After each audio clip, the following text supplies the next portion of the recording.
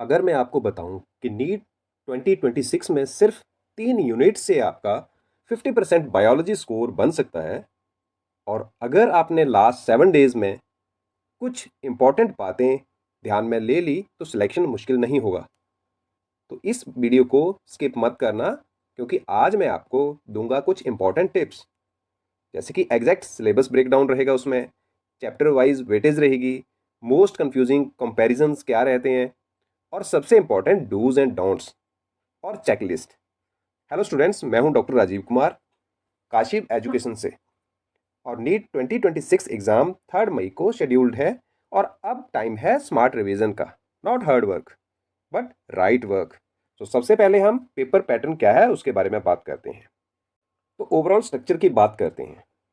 तो mode of exam जो OMR sheet based रहेगा, मतलब ये ऑफलाइन एग्जाम होगा और ड्यूरेशन इसकी 3 hours 20 minutes रहती है।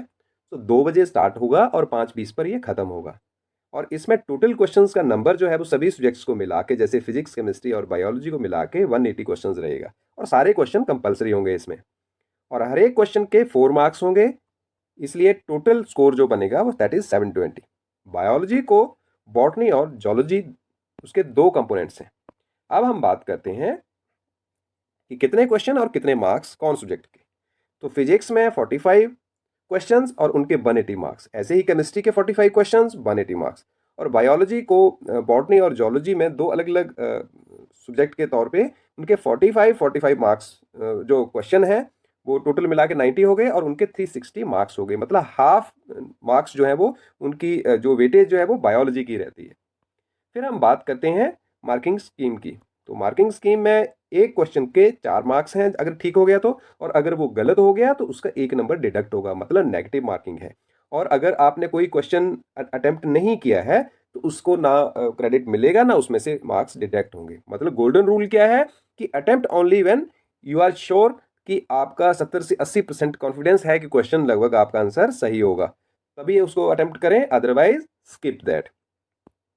फिर क्वेश्चन टाइप्स की बात करते हैं। तो क्वेश्चन टाइप्स जो हैं वो कंसेप्ट बेस्ड क्वेश्चन भी आते हैं, स्टेटमेंट बेस्ड भी आते हैं, असर्शन रीजन भी रहता है और डायग्राम बेस्ड क्वेश्चन भी रहते हैं। तो काफ़ी ट्रिकी क्वेश्चन रहते हैं। तो आपने अगर आपके टॉपिक क्लियर हैं तो आपके लिए कोई मुश्किल नहीं होगी। और अगर टारगेट की बात करें तो अगर 360 टोटल बायो आती है तो 360 में से हम हमारा टारगेट जो है 340 प्लस तो रहना ही रहना चाहिए, ताकि हमारी सिलेक्शन की श्योरिटी हो सके। अब उसमें एनसीईआरटी जो है हमें लाइन टू लाइन पढ़नी चाहिए, कोई शॉर्टकट नहीं है। और फोकस रखना चाहिए डायग्राम पे, टेबल्स पे और डेफिनेशंस पे। तो जो उसका कंटेंट है अगर हमने अच्छे से पढ़ा होगा तो क्वेश्चंस अटेम्प्ट करते वक्त हमें कोई मुश्किल नहीं होगी। फिर प्रैक्टिस की बात करें तो हमें डेली एमसीक्यूज प्रैक्टिस करनी चाहिए, स्टेटमेंट बेस्ड हो गई या पीवाईक्यू हो गई। तो फिर हमारे लिए जो है वो काफ़ी ज़्यादा आसान हो जाता है। अब नीट 2026 में जो है वो चैप्टर वाइज वेटेज जो है वो अभी तक एनटीए ने रिलीज़ नहीं की थी। तो हम पुराने पैटर्न पे ही हम कुछ चीज़ें जो हैं वो थोड़ी सी डिस्कस करेंगे कि किस पैटर्न पे जो है वो क्वेश्चन जो है वो एक्सपेक्टेड रहते हैं। हाई वेटेज टॉपिक्स की बात करेंगे क्योंकि अब हमारे पास टाइम बहुत कम है, तो हम बायोलॉजी के जो हाई वेटेज टॉपिक्स हैं, हम यूनिट्स हैं, उन्हीं पे फोकस करेंगे। तो जैसे जेनेटिक्स और एवोल्यूशन है, ह्यूमन फिजियोलॉजी है और बायोकेमिस्ट्री है।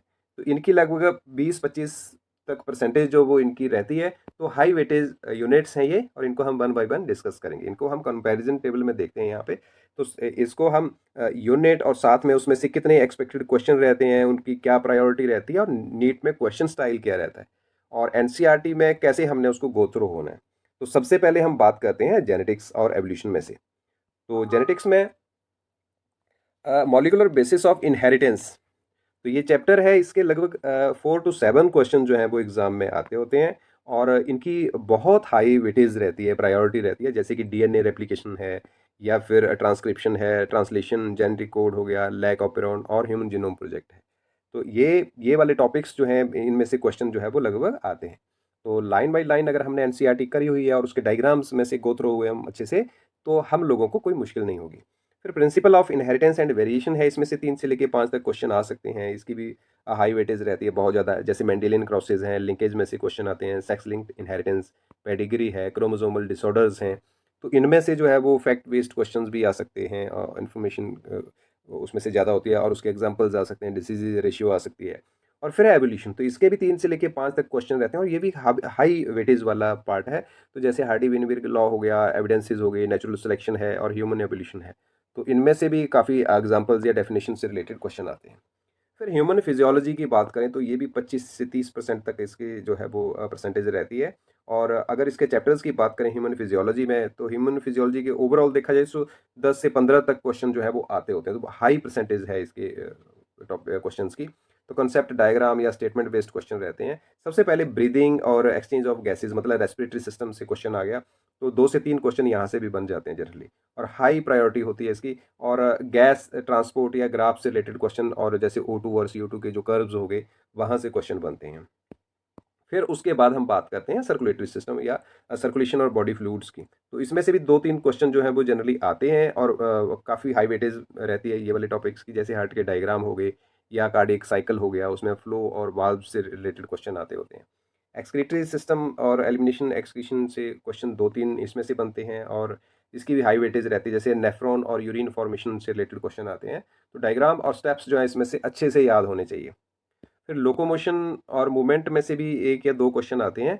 तो इसमें मसल कॉन्ट्रैक्शन जो है वो काफ़ी इंपॉर्टेंट है, और उसमें से स्लाइडिंग फिलामेंट थ्योरी से काफ़ी क्वेश्चन आते हैं। और न्यूरल कंट्रोल एंड कोऑर्डिनेशन, तो इसमें से क्वेश्चन जो है वो 2 से 3 क्वेश्चन बनते होते हैं जनरली।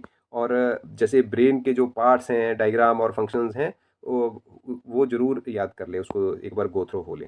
केमिकल कोऑर्डिनेशन में से जैसे एंडोक्राइन सिस्टम है, तो उसमें से 2-3 क्वेश्चन आते हैं। हार्मोन, ग्लैंड्स और डिसऑर्डर्स उनसे रिलेटेड जो हैं, तो इसको गो थ्रू हो लें एक बार। फिर तीसरी यूनिट जो हमने बात करी थी टाइप बायोटेक्नोलॉजी, तो उसमें से भी लगभग 20% के अराउंड जो है वो क्वेश्चन आते होते हैं। तो बायोटेक्नोलॉजी के प्रिंसिपल और प्रोसेसेस हैं, उसमें से भी 4-5 क्वेश्चन आ जाते हैं, और उन क्वेश्चंस में से भी रिस्ट्रिक्शन एंजाइम्स हो गए, क्लोनिंग वेक्टर्स हो गए, PCR, जेल इलेक्ट्रोफोरेसिस या फिर DNA स्टेप्स हो गए। तो ये डायग्राम्स और फ्लो चार्ट्स जो हैं वो अच्छे से एक बार गो थ्रू हो लें। फिर बायोटेक्नोलॉजी की जो एप्लीकेशन है, उसमें से भी 2-3 क्वेश्चन आते होते हैं। और जैसे बीटी कॉटन, RNAi हो गया, जीन थेरेपी हो गया, इंसुलिन है, वैक्सीन, एलिजा एटसेट्रा हो गए। तो एप्लीकेशन बेस्ड जो है वो क्वेश्चन इसमें से निकल के आएंगे, तो आपने इसको गो थ्रू जरूर होना है इसके टेबल से रिलेटेड और जो प्रोसेसेस हैं उसमें से।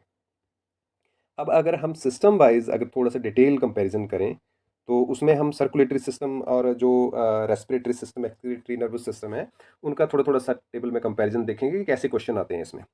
जैसे अगर हार्ट के स्ट्रक्चर से रिलेटेड क्वेश्चन आएंगे, तो वो चैम्बर या बाल्ब से ज़्यादा क्वेश्चन बनते हैं। तो ये डायग्राम बेस्ड MCQ रहते हैं, तो उसमें लेवलिंग वाले पार्ट दिखाए होते हैं। और कार्डियक साइकिल में से सिस्टोल वर्सेस डायस्टोल हो गया, तो सीक्वेंस क्वेश्चन आते हैं इसमें से।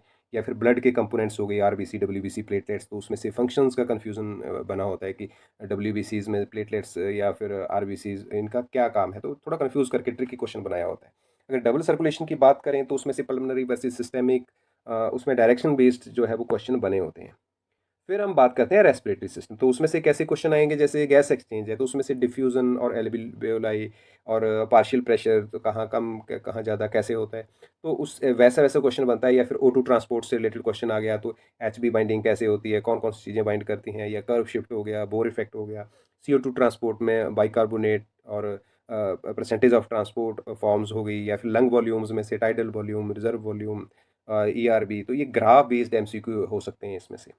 फिर एक्सक्रीटरी सिस्टम में से कैसा क्वेश्चन बन सकता है, जैसे नेफ्रॉन स्ट्रक्चर की बात हो, तो उसके पार्ट्स की लेवलिंग हो सकती है, डायग्राम आइडेंटिफिकेशन हो सकती है। या यूरिन फॉर्मेशन की है, तो उसमें से ऑर्डर बेस्ड क्वेश्चन हो सकता है कि किस ऑर्डर में फिल्ट्रेशन होती है, रीअब्जॉर्प्शन होती है, सिक्रीशन होती है, कौन सा स्टेप कहाँ होता है, तो उसको अरेंज करने का क्वेश्चन आ सकता है। काउंटर करंट में लूप ऑफ हेनले है, उसके कंसेप्चुअल MCQ आ सकते हैं कि कौन सा कंपोनेंट जो है वो किस तरफ को मतलब फ्लो करता है या एब्जॉर्ब रीअब्जॉर्ब होता है। या फिर हार्मोनल कंट्रोल की बात करें, तो ADH जैसे एल्डोस्टेरॉन हार्मोन है, तो उनके फंक्शंस या उनकी प्रोडक्शन से रिलेटेड कुछ भी, एक्शन से रिलेटेड कुछ भी, वो कन्फ्यूजन टाइप का जो ट्रैप बना के क्वेश्चन पूछा जा सकता है। नर्वस सिस्टम की बात करें, जैसे न्यूरल कंट्रोल है, तो उसमें ब्रेन पार्ट्स में से सेरिब्रम, सेरिबेलम जो है, उसमें से फंक्शन की मैचिंग पूछी जा सकती है। न्यूरॉन के लिए स्ट्रक्चर और इम्पल्स पूछा जा सकता है, सीक्वेंस क्वेश्चन बनाया जा सकता है। एक्शन पोटेंशियल के लिए आयन की मूवमेंट्स पूछी जा सकती है, सोडियम आयन्स, पोटेशियम आयन जब वो पोलराइज होते हैं, तो मतलब वैसा वैसा क्वेश्चन बन सकता है, ग्राफ क्वेश्चन बन सकता है इसमें से। फिर एंडोक्राइन सिस्टम में से ही अगर देखें तो ग्लैंड से पिट्यूटरी ग्लैंड, थायराइड ग्लैंड, उनकी लोकेशन पूछी जा सकती है, लोकेशन बेस्ड उनके फंक्शन पूछे जा सकते हैं। हार्मोन्स के जो फंक्शन से रिलेटेड क्वेश्चन जो टेबल बना के उनके मतलब मैचिंग पूछी जा सकती है, वो कन्फ्यूजन क्रिएट किया जा सकता है। डिसऑर्डर्स हैं जैसे डायबिटीज़ है, गोइटर है, तो उनका मैचिंग क्वेश्चन आ सकता है। Feedback, negative feedback, concept based question आ सकते हैं। और एक और जो बहुत ज़्यादा इंपॉर्टेंट कंपैरिजन टेबल है, जैसे कि सिस्टोल और डायस्टोल का वो ऑर्डर कन्फ्यूजन पूछा जा सकता है। Oxy haemoglobin, carb amino haemoglobin, उनका फंक्शन मिक्सअप पूछा जा सकता है करके। फिल्ट्रेशन, रीअब्जॉर्प्शन, इनका डायरेक्शन कन्फ्यूजन क्रिएट किया जा सकता है क्वेश्चन में।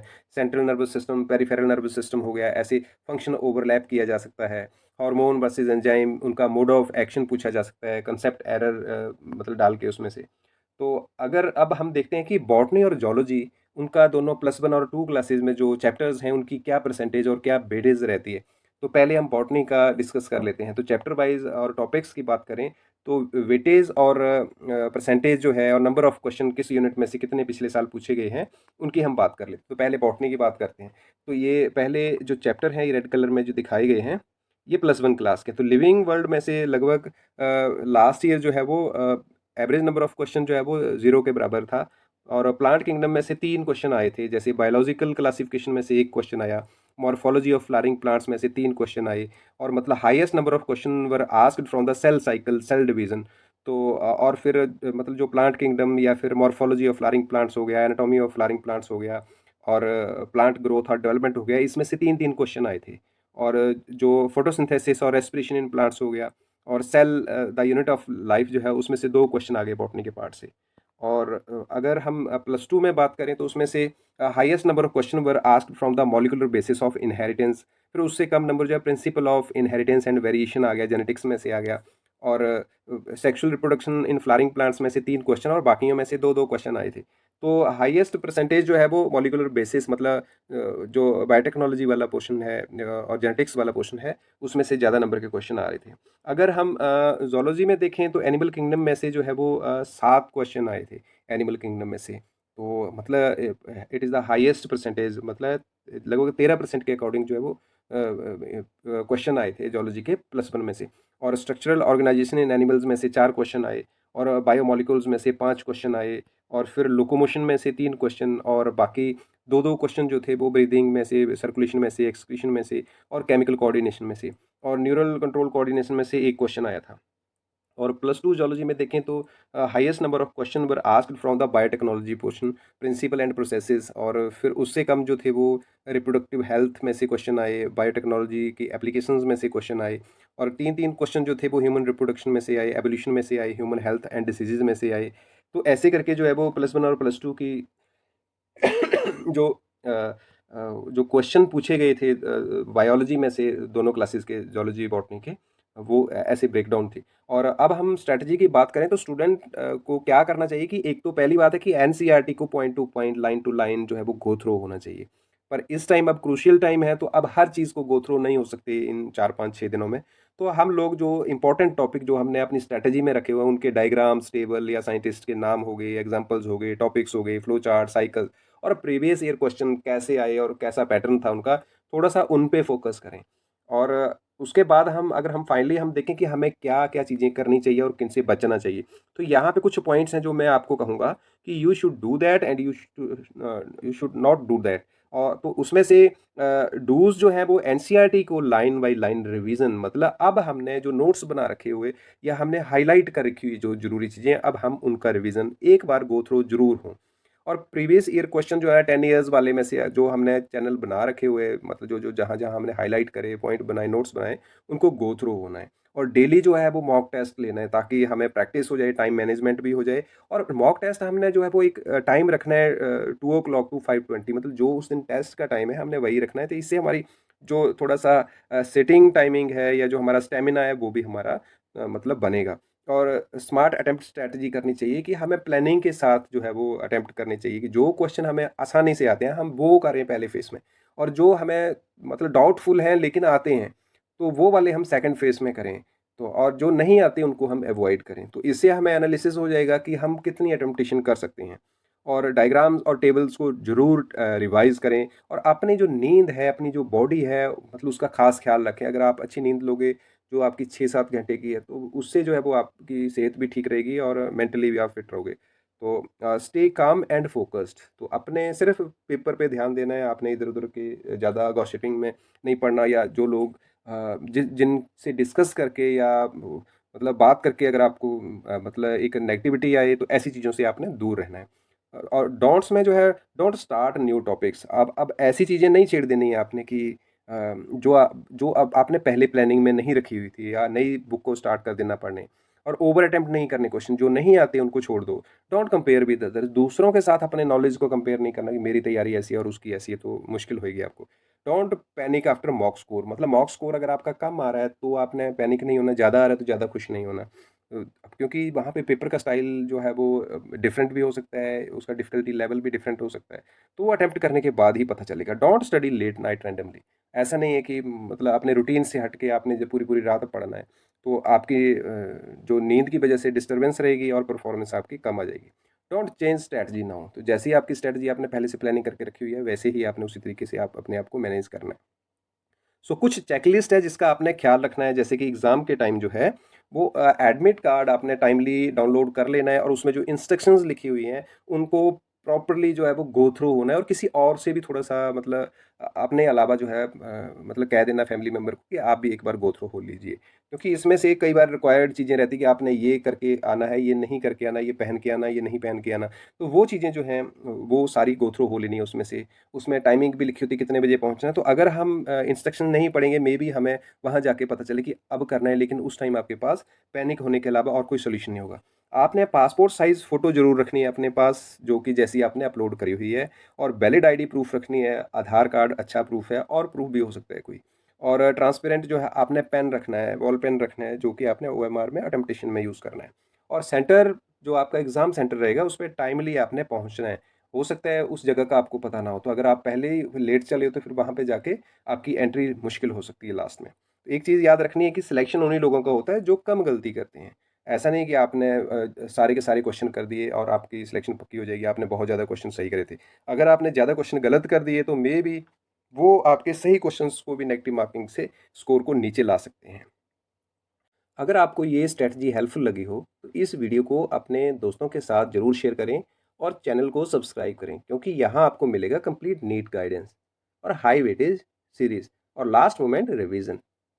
तो आपको सभी को ऑल दी बेस्ट, और अच्छे से अटेम्प्ट करिएगा, और आप सभी के लिए मेरी शुभकामनाएं कि सभी का नीट अच्छे स्कोर के साथ क्लियर हो।